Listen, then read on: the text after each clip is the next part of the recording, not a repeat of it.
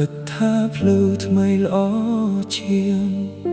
ទុកអូននៅយំឯកាទុកស្នេហ៍យើងឲ្យបែកបាក់បងជឿលើពាក្យផ្អែមរបស់គេដោយមិនគិតពីចិត្តអូនទើបថ្ងៃនេះបងនៅសល់តែវិបដិសារី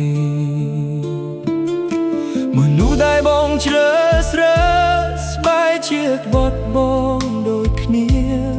ទើបយល់ថាកំហុសធំបំផុតគឺបោះបង់មនុស្សដែលស្រឡាញ់បងពិតបែកពីអូនបងស្ទើរស្លាប់ទៅហើយស្លាប់ទាំងដងហើមស្លាប់ទាំងបេះដូងអ្នកថ្មីក្បត់ទុកបងឲ្យឈឺតែម្នាក់ឯងទើបដឹងថាអូនមានតម្លៃប៉ុណ្ណា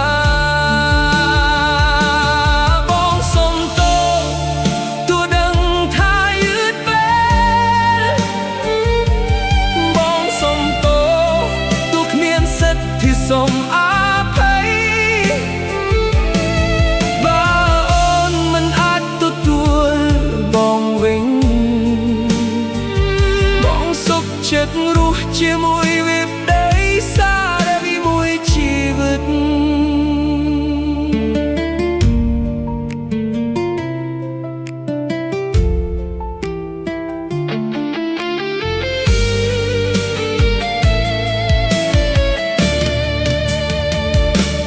គ្រប់កន្លែងដែលធ្លាប់មានអូន